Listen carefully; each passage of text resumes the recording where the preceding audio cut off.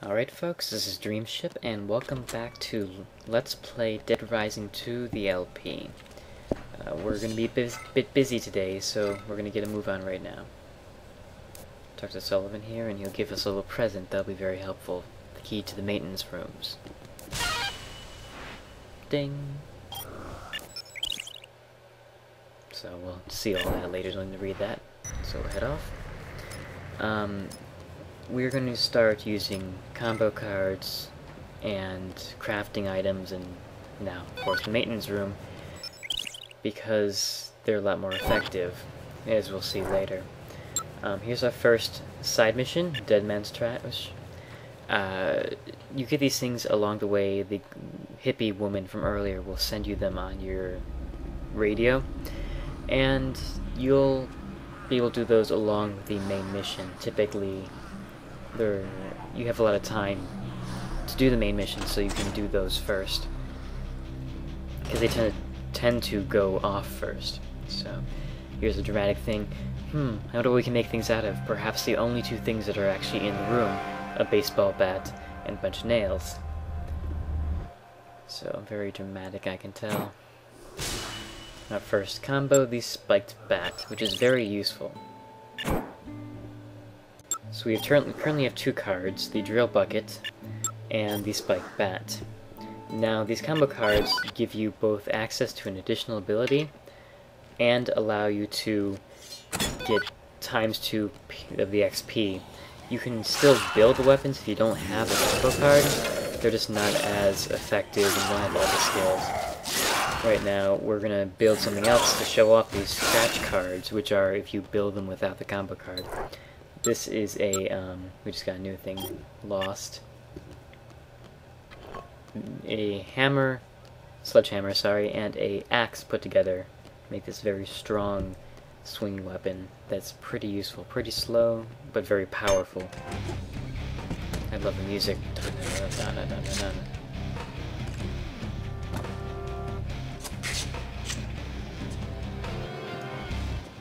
That's right, he likes that.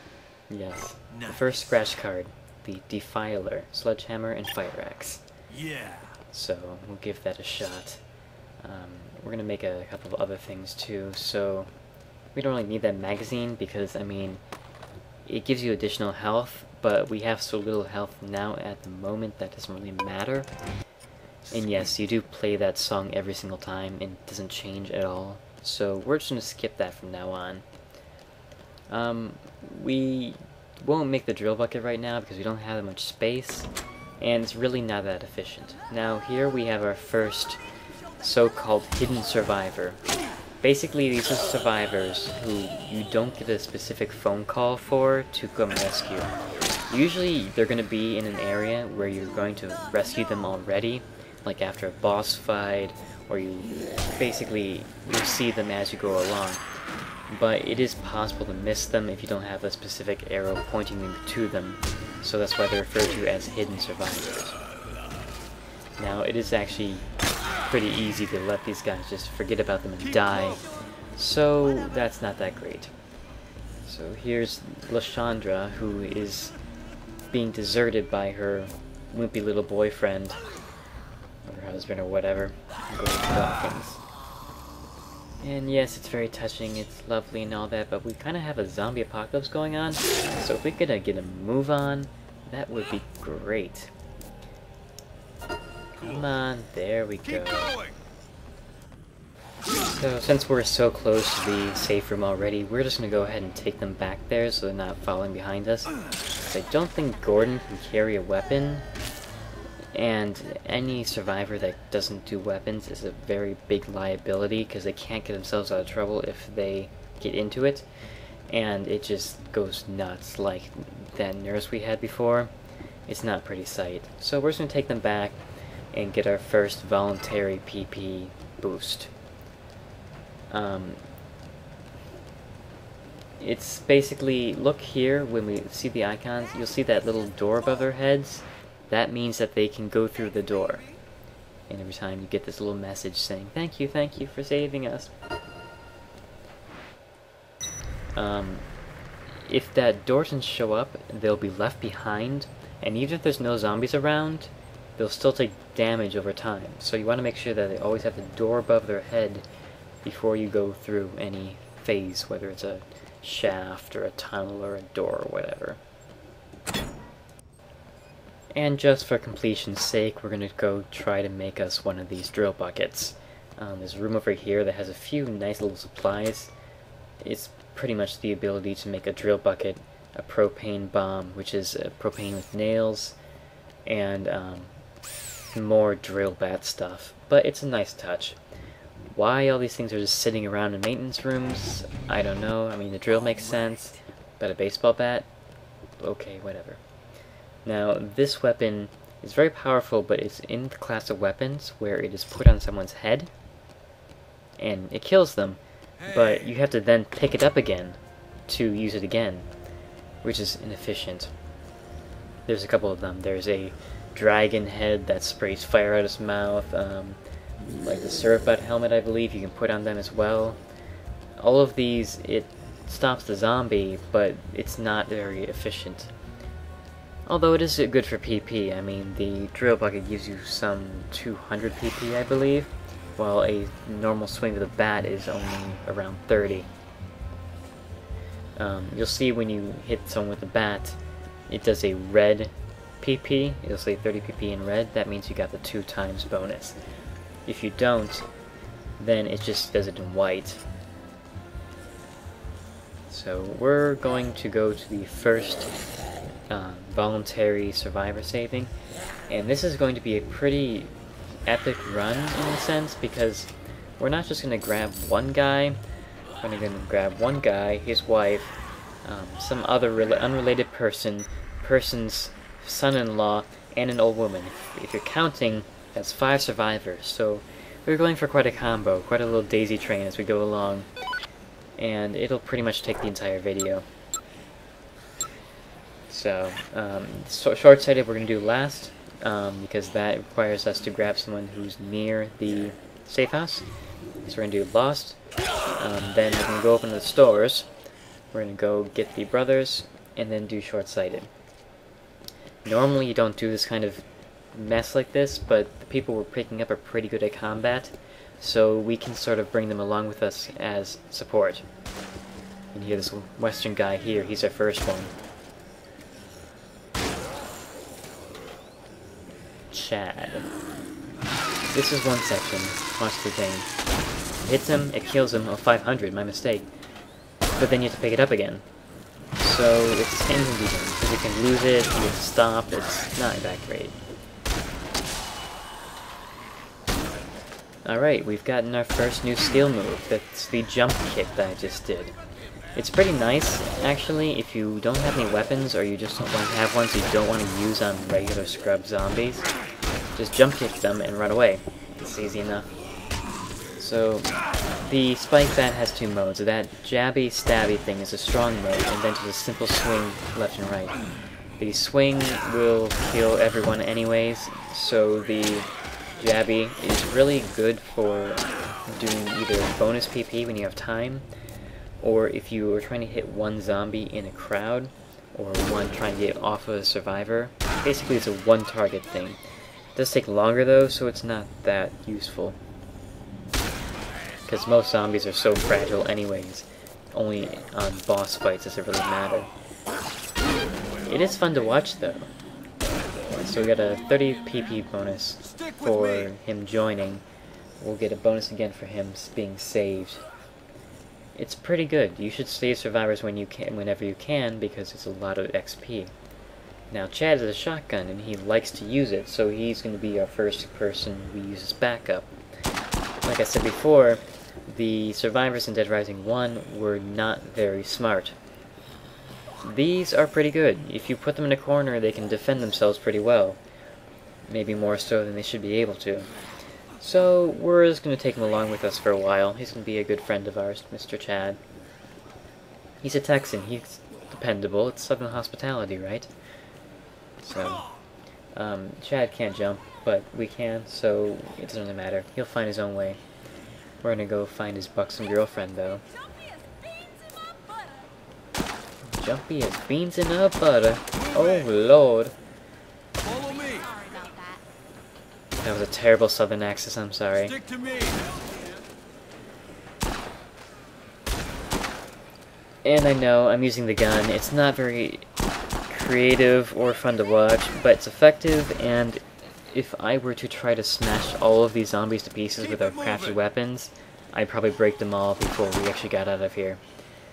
Some of these survivors, these two included, require you to kill the zombies in the immediate area before they will go with you.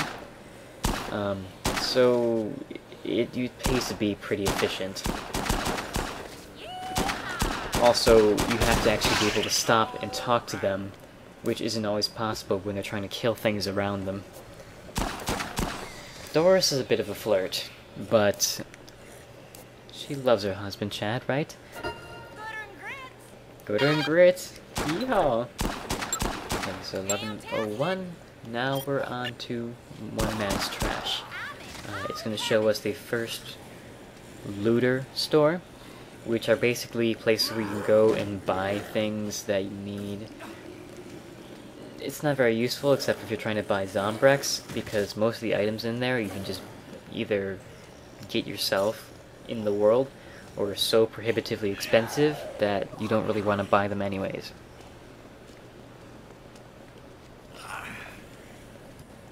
And believe me, you will be seeing a lot of this strip. We go back here again and again and again and again.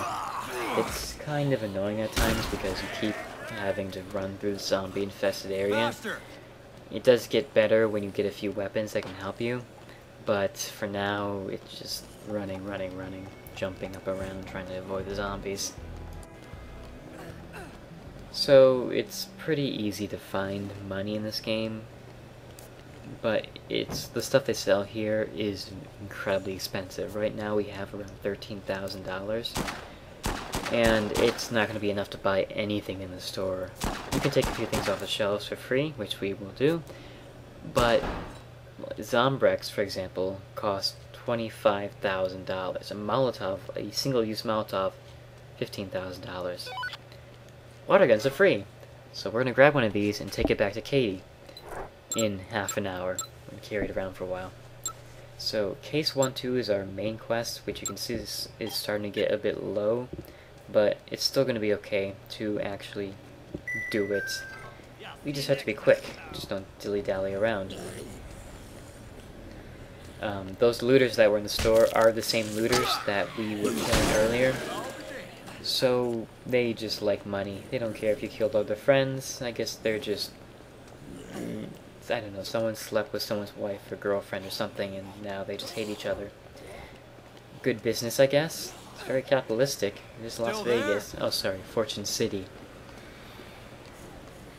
All of the doors always have these gigantic piles of zombies in front of them, which is kind of annoying at times, because it's like you're trying to conserve your items for as long as you can without having to just wade through and destroy everything. So yeah, just sort of weave your way through them and see what you can do, but what are you going to do? They're zombies, they congregate. You might have seen a lawnmower earlier. We will try to pick that up and run with it, and you can actually mow down zombies literally that way. There we go. I left this in here because I thought it was pretty cute. Chuck getting all kung fu with his jump kick. So we're in Atlantica Casino, as you can see by the giant statue of Poseidon. It looks almost exactly as same as the other ones, except this one's a bit more blue.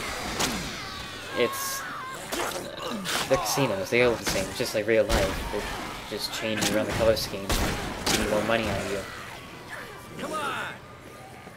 So we can play the slots. Some of them you don't get much money out of them normally, so what's the point?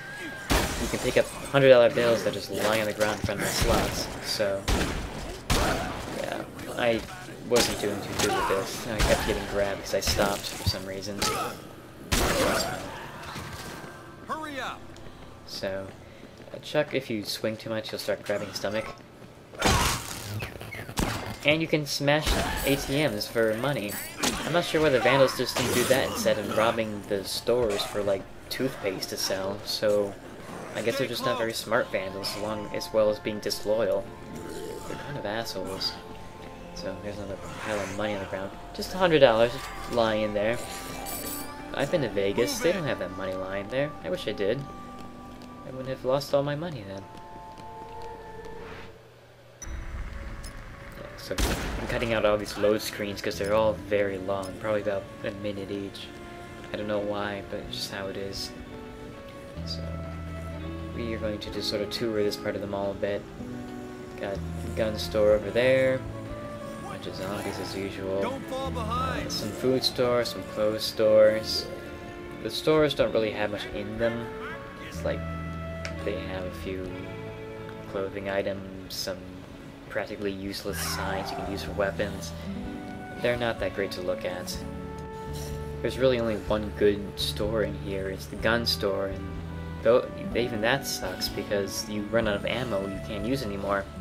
So you just give the guns to the survivors. Survivors, you can shoot guns indefinitely. So give them this powerful gun like a sniper rifle, and you have someone who can actually watch your back pretty well. Here's a fun fact. The heavy sledgehammer and axe combo, you have that upward swing, you have a downward swing, you also have a jump kick replacement. You have when you have in your hands, you jump, you kick, but you don't kick, you actually just swing that thing downwards. It's pretty powerful. So here we come up to our next pair of survivors, Kenneth and Jack. Kenneth is a pretty badass guy actually, holding off all these zombies by himself, while Jack sits in the corner and cries. So yeah, he's not the most manly of characters, which is what the story's about. They try to go bonding together and the zombie apocalypse happens. I don't think they're going to be very close. So our bat is flashing red, and there's really not a lot else we can do with it, because I mean, you've braced, we're out of weapons. So we're going to just go ahead and try to offer it to one of the survivors, because after all, if they can use it as much as they want, they can just save it, right? Well, it doesn't work that way. The survivors can't use crafted weapons. So you basically have to just throw it away and find a new one. In this case, just some meat cleaver or something. Now, Jack's helmet's pretty iconic for him. Fun fact, you can actually play poker with him later in the safe room. To be specific, you can play strip poker with him, which is something that makes me ask a few questions about good old Jack. But he's married, so, you know, whatever. Ooh, more inventory, and a combo card, a Molotov. Another practically useless weapon because it's one use only. Great. We'll give Jack the broadsword because he's already wearing a helmet, so, you know, it works. That was an accident, I didn't mean to do that. So let's just grab a meat cleaver to supplement our inventory. You never know when you might need to actually kill something and get out the combo weapons again. So now we're going to go on to Short-Sighted, our third mission. So we're going to get quite the XP bonus at the end of this.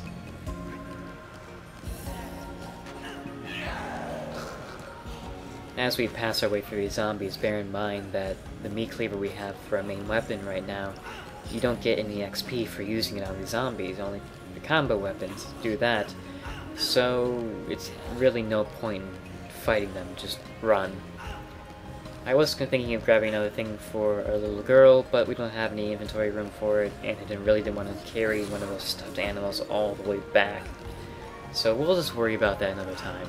We have another ATM, which is very nice, because these things give lots of money.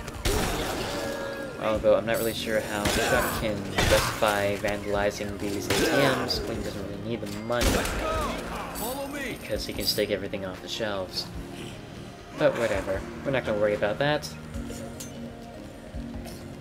It is kind of funny, because speaking of taking stuff off the shelves, one of the weapons in this game is jewels, as in a pile of 20 diamond necklaces.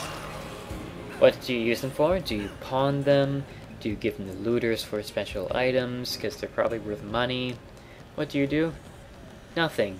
You throw them at the zombies. That's right, kids, you throw them at them. It does practically no damage, and they're really only useful for a couple of combo weapons. It's the strangest thing, I tell you what. Also, those dancers with the gigantic things in their heads creep me out. So, I love that weapon. So obscenely powerful. Once again, the meat cleaver is another example of a weapon that is able to hit people, but not really kill them, so, you know, what's the point? And yes, these ATMs do respawn every time you come back, so you can get a lot of money just by running in and out. Now, seeing that some things in this game cost over $1 million, it's a lot of money, and it will take you a very long time to collect, even at $5,000 per ATM. There are ways to exploit things, obviously, but in normal play, it's not that great. Keep it moving. So back to Platinum Strip again. Faster. It's another run through this place. We will get some transportation, but it's just so boring. Oh my god. And there's not really even that many zombies. You can just weave your way through them easy peasy because they're all just scattered around except for in front of the doors. One thing while we are running around, I mentioned this in the thread, but some of you might not have seen it. Last video we were talking about rolling the dice to get the PP bonus. I was incorrect. You need to actually roll a 7 between the two dice, not a 6. I did put a correction annotation on that video, so hopefully we are all set now. So that car in the middle, you can drive it, it's true. It requires keys, and the keys are very expensive. So we're probably not going to be driving it anytime soon. So our next person we just need to save is upstairs. So it's kind of a weird thing, and we're probably going to flash through the conversation pretty quickly because they're zombies, and we don't really have time to screw around. So watch those kids. Now, we are in a bit of a predicament here because our hammer thing is now red, our bat is red, we are sort of kind of running low on items. So there's this woman named Esther, she's very confused, she wants to buy a toy for her little boy. But there's all these strange people outside and there's no one coming to help her buy her toy. And the sales staff is very rude, and she's going to talk to the manager, and oh my god. Lady, I don't work here. Zombies are not toys. They're real zombies. There's been an accident. An accident? Real zombies? Why didn't you say so?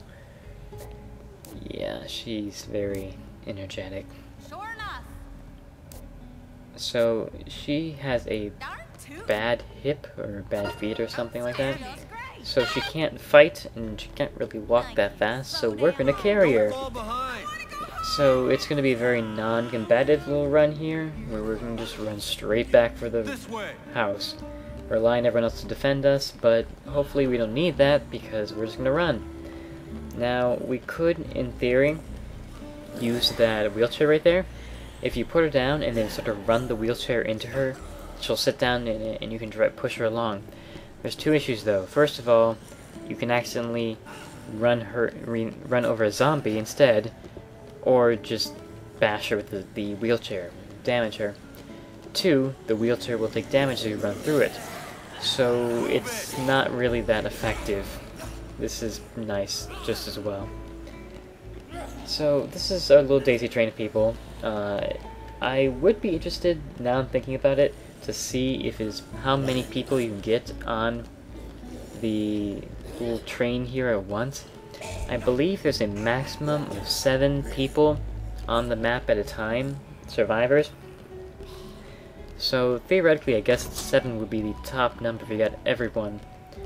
But it would be cool if you could just like get everyone from the game and sort of put them in corners for boss fights and carry them along with you. Come on. You have a own little RTS going on. I like that. So I'll make that into a game. I actually don't, it'd probably be terrible. So we're gonna drop these guys off and probably call it a day because we're running on 25 minutes now and we need to go rescue the other girl who is going to take a little bit longer. I had to wait for everyone to catch up. That woman, God bless her, is always getting me in trouble. Boy, howdy. apparently, my southern gentleman sounds like a... Oh, I've got the case of the vapors. We're gonna go to give the water gun over, because apparently Katie's just gonna super soak the hippie lady while she's sitting there. Another pole weapon, machete, and push room. We have a push room outside the room, but I don't know where to get a machete. Air horn, not that great. It makes the zombies' heads explode if they listen to it for too long, but it takes a while.